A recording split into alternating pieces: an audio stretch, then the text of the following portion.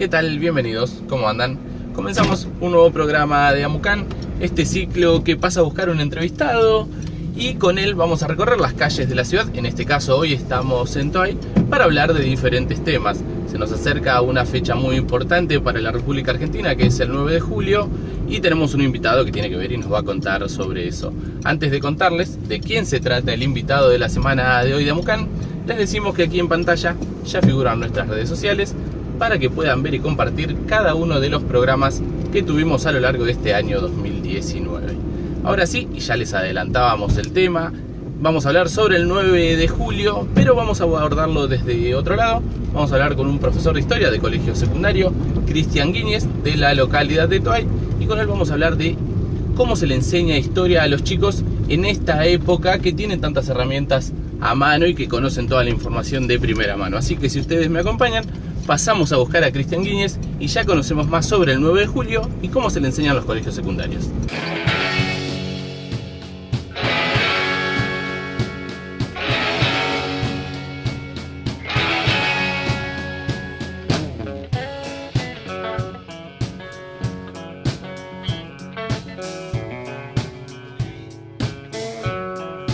Buenas. ¿Qué tal, Cristian? ¿Cómo estás, Mauro? ¿Cómo andamos? ¿Bien y vos? ¿Todo bien? Me voy a poner el cinturón, Sí, permiso. por favor. Se largó justo la lluviecita, ¿no te mojaste? Gustito. Un poquito, pero no. Un poquito. Estamos pero bien, justo. estamos bien. Bueno, un gusto estar aquí en tu programa. Bienvenido. ¿Cómo andás? Bien. Recién hace un rato de trabajar, de dar clases, así que ya podríamos decir que por hoy hemos terminado. Bueno, justo de dar clases yo te presentaba que sos profesor de historia y que en este primer bloque principalmente vamos a hablar sobre el 9 de julio, esta fecha que se avecina. Continuamos la charla que tuvimos con otro historiador, con Alejandro Rabinovich, Sí. que nos puso en contexto. Así que vos contanos qué se celebra, qué se festeja, qué se conmemora este 9 de julio acá en Argentina. Sí, bueno, antes que nada sí vi obviamente el programa con Alejandro Rabinovich, que fue mi primer profesor, el primer año que vino. Supongo que un referente. Un referente, sí, aparte un cariño muy grande. Y el 9 de julio, Mauro, en realidad lo podríamos empezar a pensar, en realidad en un contexto latinoamericano, que es el contexto en el que hay que ponerlo, ¿verdad? Digo, después de ya las primeras juntas que se forman en 1810, sobre todo a partir de la que cae preso Fernando VII y se empieza a discutir sobre qué va a suceder en América. En realidad hay diferentes movimientos, incluso por ejemplo en Caracas tenemos el caso de Bolívar, que rápidamente Bolívar y la Junta de Caracas forman los clubes, en ese momento se llamaban clubes patrióticos, que en realidad un poco la función eran, muchas profesiones liberales se encontraban entre quienes participaban ahí, entre esos vecinos, que obviamente no era todo el mundo vecino, tenías que cumplir con ciertos requisitos, ¿verdad? Incluso de propiedad, de edad, varón en ese caso. Empiezan a pensar, bueno, ¿qué hacer ante la ausencia del rey? Y rápidamente entonces en estas discusiones, estas sociedades patrióticas que se forman en toda Latinoamérica y en todas las grandes ciudades de ese momento, sobre todo a principios del siglo XIX, 1810 para ser, Sí. 1810, 1811, empieza esta discusión. Y las primeras, por ejemplo, va a ser Caracas, lo que se conoce, en realidad el Cabildo de Caracas, la Gran Colombia, forma una junta y rápidamente declara incluso la independencia, es la primera, la que declara la independencia. Va a tener esa república un periodo muy corto porque, bueno, en 1811 incluso se firma esa independencia, se empiezan a juntar para obviamente escribir esa constitución tan deseada, estas nuevas repúblicas. Y en el caso argentino, digo, no para hablar exclusivamente de Argentina, pero conocido, para posteriormente ahora nuestra independencia, el 9 de julio, desde 1810 en adelante, incluso mucho antes, va a ser como un ciclo bastante agitado, ¿no? En términos revolucionarios incluso. O sea, tenemos varios gobiernos, la primera junta, sí. 1810, la gran junta en 1811, en 1812 el primer triunvirato. A partir del primer triunvirato incluso las primeras discusiones tienen que ver con declarar, en ese caso ya en 1812, la independencia y escribir la constitución. Por lo tanto se empiezan a llamar asambleas. 1812 es un año bastante también especial porque es la llegada de Alvear y de quizá para el 9 de julio, ¿no?, nuestro prócer más importante en términos de independencia. Es la llegada de José de San Martín. Sí. José de San Martín obviamente pertenecía a la Logia Lautaro, un grupo secreto que ya viene con intenciones de la independencia para toda América, porque incluso, bueno, San Martín después de 1818 sabemos que va a ir a Chile con O'Higgins, 1821 Perú, y lo mismo va a hacer Bolívar cuando regrese años más adelante con la Gran Colombia, ¿no? Digo, ahí hay como ya varias integrantes de esa logia y de esas ligas patrióticas, o esas juntas patrióticas, que ya están discutiendo la independencia. Y hay varios gobiernos ahí, Mauro, entonces en ese periodo, que también Alejandro contaba un poco, ¿no? El primer triunvirato, el segundo triunvirato, que en este caso ya, ¿no? Con un San Martín y Alvear, que profesionalizan el ejército. Está bien. Son conscientes que para enfrentar al gran imperio, en ese momento España, ¿no? A la corona, se necesita un ejército mucho más profesional, ya no el periodo de la milicia de 1806 a 1810. Que son los que nos defendieron de las invasiones inglesas.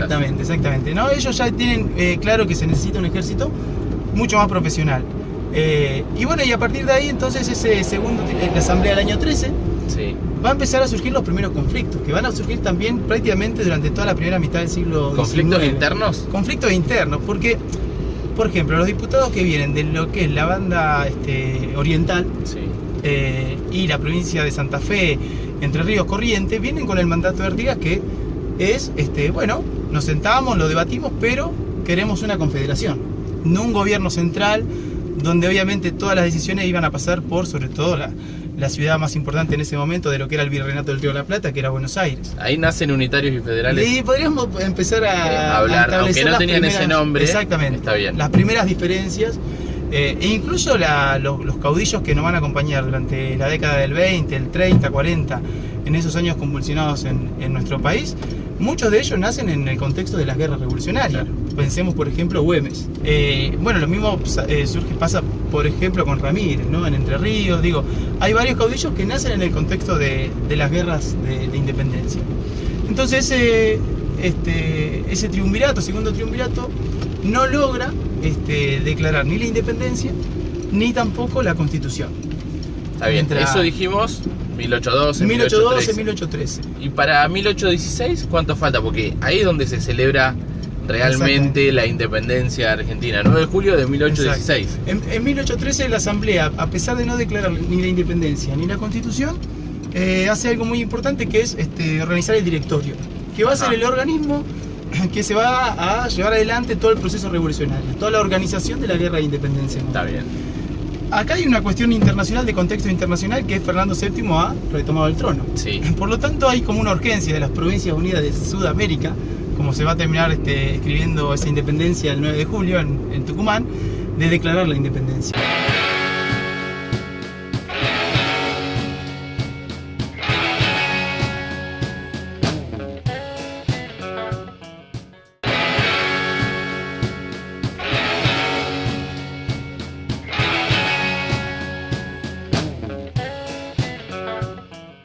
Mi duda es la siguiente, vos me lo explicaste todo bien con poco tiempo, pero ¿cómo se le explica esto a los chicos, ya que sos profesor de historia?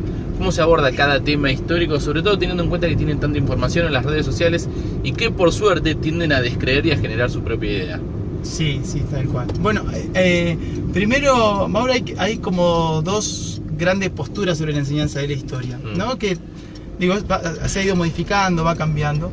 Generalmente uno ha crecido, de hecho mi propia trayectoria escolar ha crecido con una historia más bien de enciclopedia, de recordar fechas. El Estrada pasó de 1810 a 1811 la Junta, de 1811 la Gran Junta. Una cuestión de recordar fecha, apelando a la memoria o al aprendizaje memorístico, sí, que en realidad el problema no de valorizar el aprendizaje memorístico, sino cuál es el desarrollo que tiene para la vida posterior del sujeto el aprendizaje memorístico. Pues lo que tenemos que tratar de construir, sobre todo con estos procesos tan complejos, son aprendizajes significativos. Y el modo en historia de construir aprendizajes significativos, sobre todo, tiene que ver con poder problematizar la historia. Claro. Pensar en problematizar la historia tiene que ver, o necesariamente tiene que ver también con el sujeto y su vida diaria, cómo construye incluso su identidad de Argentina. Imaginemos, de hecho, la mayoría de muchos de nosotros ha crecido con la idea de que no tiene muy claro cuál es la diferencia entre la revolución de 1810 y la independencia de 1816. ¿Por qué pasan 6 años? ¿Por qué pasan 6 años? ¿Por qué nadie nombra Argentina? Esto que decía Alejandro. Entonces, a partir de la problematización de la historia, nos permite a nosotros los profes de historia, digo, en estas nuevas corrientes de enseñanza, sobre todo que el sujeto se apropie de las competencias del pensamiento histórico. Y apropiarse de las competencias del pensamiento histórico, Mauro, significa que el sujeto pueda localizar un proceso histórico, analizar ese proceso histórico, relacionar ese proceso histórico con contextos no solamente locales, sino también esto que decíamos hoy, latinoamericano, y qué pasaba en el mundo. De hecho, en 1823-1824 son años cruciales porque se escribe la doctrina Monroe en Estados Unidos, que después va a determinar la política económica prácticamente durante todo el siglo XIX y XX de nuestros países. Por lo tanto, eso es problematizar, ¿no?, la historia. Y después, a partir de eso, que el sujeto pueda realizar transferencias de esos procesos que está aprendiendo. O sea, que pueda también analizar otros casos, otras situaciones, pero pensando históricamente. Claro, no se les enseña de memoria, sino tratar de comprender la historia de qué pasó. Ahora bien, yo te pregunto, a mí me daban tarea, a vos también, sí, que era resumir de tal página a tal página, bien, y ahí después te tomaban la evaluación parcial o qué sé yo, o como se llame.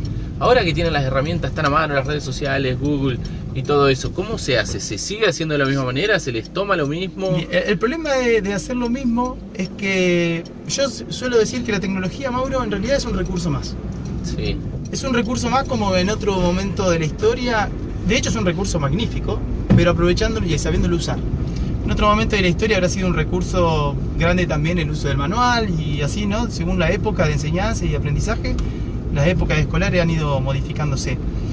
Pero lo importante es cómo utilizamos ese recurso. Internet es una herramienta magnífica para el uso de la historia y para la enseñanza de cualquier otra disciplina. El problema es que cuando eso no sucede y cuando simplemente se le pide, por ejemplo, investigue en Internet qué pasó en 1816.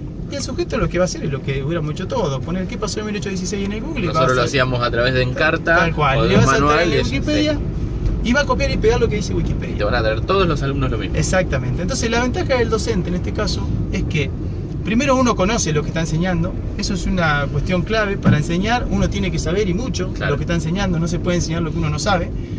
Pero saber mucho nos permite a los docentes, en el caso de historia, Mauro, tener como varios lugares por donde entrar a la historia, ¿no? Por una fuente, ya sea escrita, por un poema, por una canción, digo, ¿no? Esto incluso más allá de la época de la independencia. Sí, sí, sí. Entonces lo que nosotros debemos hacer con ese recurso tan lindo que es la tecnología, poder decir, bueno, entra a tal página, observe tal video, uno selecciona el link, uno selecciona la página. Porque cuando queda abierto al azar, esto que estábamos diciendo, el sujeto puede traer cualquier cosa que incluso no tiene quizá nada que ver con las teorías que tienen que ver, de hecho, con la revolución o con la independencia, sí, o peor aún, pensémoslo, a ver, con las dictaduras militares.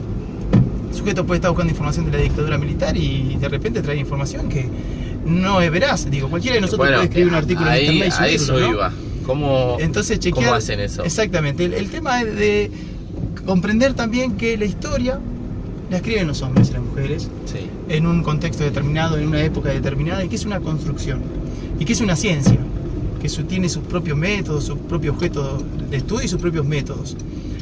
Y que no hay ninguna ciencia acabada ni es un dogma, porque si nosotros planteamos la historia, y esto tiene que ver con la enseñanza memorística, planteamos la enseñanza de la historia como una verdad acabada donde no hay sujetos, entonces también acá hay una cuestión que estamos trabajando, que es enseñar la historia a partir de problemas, Mauro. También plantea que nuestros sujetos, o nuestros estudiantes, mejor dicho, salgan de la pasividad, del copy y pegue, y convertirse en una especie de mini historiadores, me gusta decir a mí. Está bien. Que ellos también construyan historia, que ellos también crucen fuentes, que ellos hagan discutir esas fuentes, que le hagan preguntas a esas fuentes. Las preguntas a las fuentes, la fuente puede ser muchas veces la misma, y la pregunta desde cuál el profesor o el historiador aborda la fuente puede ser muy diferente. Se le hacen preguntas según otras épocas, según qué es lo que yo quiero averiguar sobre eso. Y en eso tiene que ver también poder trabajar en proyectos también, en proyectos de enseñanza que impliquen, sobre todo, corrernos de la idea de que la educación como una cuestión más bien individual, de compartimiento separado, ¿no? Pensar la historia como fragmentada por un lugar, la geografía por otro, sino más bien una historia, o más bien una enseñanza complementaria entre ambas disciplinas, o varias disciplinas, sobre todo las disciplinas sociales. Y eso es también poder trabajar en ese sentido, en que el sujeto se apropie no solamente de la historia, sino de las herramientas que le permitan después aprender cualquier otro proceso histórico. Te pego todo esto porque con tu trabajo vos y todos los docentes están construyendo ciudadanos. Sí. Y en el medio de eso vos saliste en los medios locales hace poco tiempo por un hecho que tuviste con alumnos, por hablar, que salvaste una vida. Contanos más o menos a grandes rasgos medio extraño, sí, qué pasó, y después decime, por haber leído la nota, si no te parece que hay un montón de héroes anónimos así como vos que en el día a día habla con los alumnos. Sí, bueno, gracias Mauro por eso último. Fue medio extraño porque estábamos tomando mate con mi hermano y bueno, mi mamá me contó, ¿no?, que una madre le había comentado esto, que hacía unos años había sucedido eso y que en ese momento difícil para este estudiante, uno lo había escuchado en el recreo, había prestado un oído. Y estoy seguro, Mauro, de que está, como vos decís, que está lleno de situaciones de este estilo, prácticamente a diario. Y que, digo, no se puede ser buen profesor si uno no desarrolla una empatía. Claro. Y si uno no desarrolla un vínculo. La única forma de construir este aprendizaje es con un vínculo. Uno recuerda dos profesores. El profesor que te dio una mano y que te escuchó y que te salvó en algún momento complicado, y el profesor que te hundió. Y el profesor que te dijo algo de que no te lo olvidaste nunca más, Mauro. Y lo tenés marcado. Y van a pasar 50 años y te vas a acordar, tal profesor un día me dijo tal cosa, me expuso adelante de mis compañeras y mis compañeros. El resentimiento, el odio que genera eso, pero también la impotencia que generan los sujetos. Digo, un profesor tiene que ser consciente de eso, que con sus palabras puede salvar o puede arruinar una vida.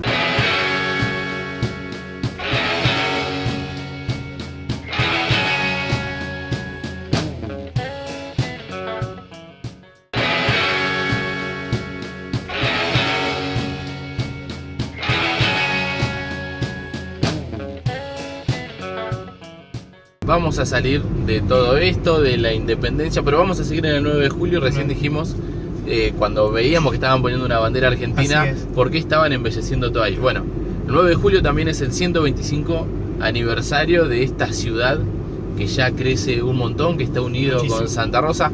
Vos sos habitante de Toay y enseñás acá en Toay. ¿Cómo ves esta sociedad? Y vos medio como que me habías pedido hablar de cómo ha crecido y de la cantidad de inmigrantes que hay acá y que no sabemos, y cómo avanza esta sociedad. Sí, también tiene que, bueno, uno también tiene que ver con la educación. Uno a veces termina, cada cosita trata de llevarlo para agua para su molino.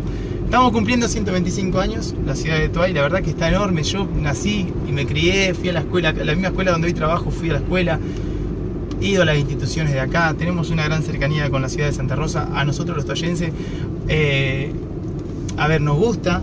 Sin embargo, nos sentimos como con una identidad propia. Sentimos que todavía tenemos un alma de pueblo, lo cual también nos sentimos bastante... Que no reniegan. No, para nada. Nos gusta, nos encanta.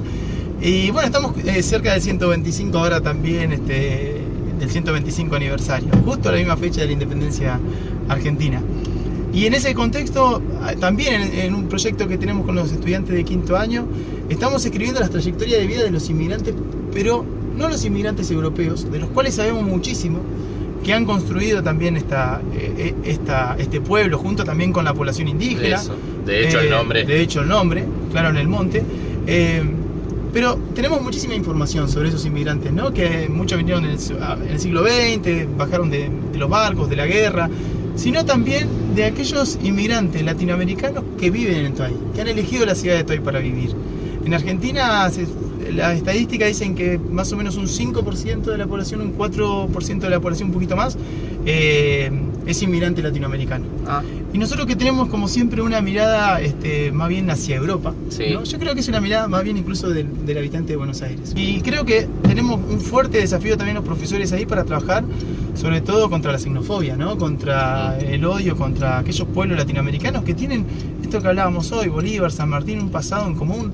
Martí incluso decía, ¿no?, la patria grande, un pasado en común riquísimo, muy grande. Y que muchas veces los conflictos que nos han generado incluso a nosotros tienen que ver con poderes mucho más grandes que están por afuera de nuestros países. Así que estamos recopilando las trayectorias de vida de los inmigrantes latinoamericanos, de Venezuela, como bien decías, Mauro, de Cuba, de Chile, de Bolivia, de Ecuador, de República Dominicana. Tenemos personas que vienen y emprenden acá, que tienen su trabajo y ayudan en la construcción de la sociedad. Y ayudan en la construcción de la sociedad. Entonces el índice no alcanza el 4%, un índice mucho menor, tiene que ver también con la ubicación de La Pampa, no es una provincia limítrofe con países, entonces bueno. Exacto. Sin embargo, la mayoría esto lo hacen todos los estudiantes. Todos los estudiantes se planifican las entrevistas, las preguntas, se reúnen con los inmigrantes, acomodan el horario, vamos averiguando a algún inmigrante que se nos escapa a través de la técnica de bola de nieve. En esto nos ayudó muchísimo Claudia Salomón Tarquini. Sí, sobre también todo, la tuvimos. Exactamente, sobre todo con el tema de la historia oral. Sí. Y reconstruir estas historias que, Mauro, están atravesadas de una historia de vida. Imagínate la decisión de un inmigrante de dejar su país de origen, ya sea por un conflicto político. Tenemos inmigrantes que hemos seleccionado de los 70 que han venido a Argentina escapando de dictaduras militares. Y llegan acá y se encuentran con la dictadura militar acá. ¿Y qué te dicen los chicos cuando se encuentran con esa historia? Porque debe ser fuerte para un chico también, siempre y cuando sepan contextualizar, sepan qué se sufre en una dictadura militar. Pero ¿qué te dicen? Porque se deben sorprender mucho. Se genera muchísima empatía con sujetos que desconocían totalmente, Mauro. Y eso es genial, eso es la construcción de la ciudadanía. Nos corre del lugar de rápidamente decir un chiste o una palabra para llamar a una nacionalidad, ¿no? Sabemos que sucede.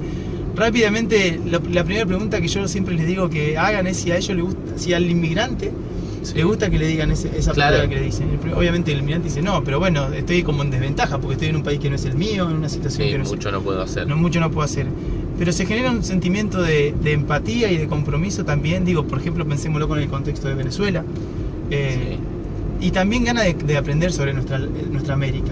En el caso de Cuba, por ejemplo, y que la revolución cubana, tuvimos los mismos problemas en las mismas épocas. Y que tuvimos los mismos problemas en la misma época y los mismos pensadores y los mismos héroes, por decirlo de alguna manera. Un nombre San Martín ya ocupa toda América. Un nombre de San Martín. Claro, Bolívar, después pasa lo mismo. Tal cual. Martí, otro más también, ¿no? Son personas que soñaron la patria grande, la América grande, ¿no? Y que, digo esto, hay que volver a reconstruir y sobre todo, Mauro, creo que es también la construcción de otra historia, la historia desde abajo, se llama en el caso de la historia de los sujetos subalternos.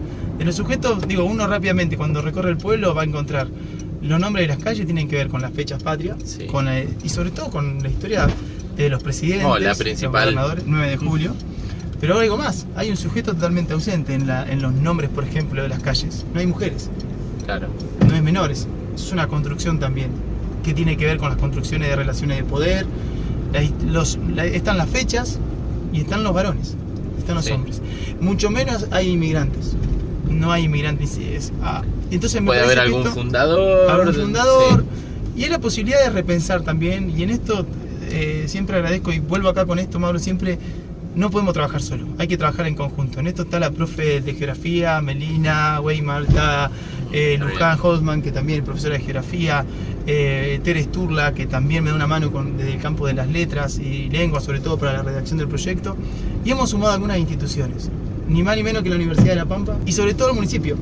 Se lo presentamos también al municipio y el municipio lo tomó muy bien, le gustó la propuesta. Y le gustó, digo, esto también tiene que ver, ¿no? Con también cuáles son las instituciones de una sociedad que están abiertas a repensar incluso su propia historia. A de repente recuperar las voces de sujetos subalternos o sujetos que generalmente no han sido escuchados o no tienen historia dentro de los pueblos y dentro de las sociedades. Así que la verdad que muy contento porque es un proyecto muy grande.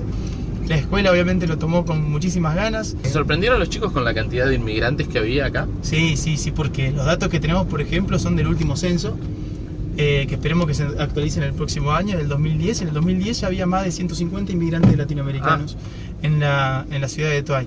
Y hoy hay muchos más. De esos 150, bueno, hemos elegido una muestra y a partir de ahí poder recopilar su trayectoria de vida. Y la idea es hacer un libro, vamos a ver si llegamos, y esto continúa, continúa. En el año, en otros años. Bueno, Cristian, te agradecemos, espero que te hayas sentido cómodo, que te haya gustado hablar de cosas que se nota que te apasionan, ¿no? Sí. Y aparte de recorrer la ciudad de Toay también, Mauro, vos sabés que me encanta el programa, lo miro.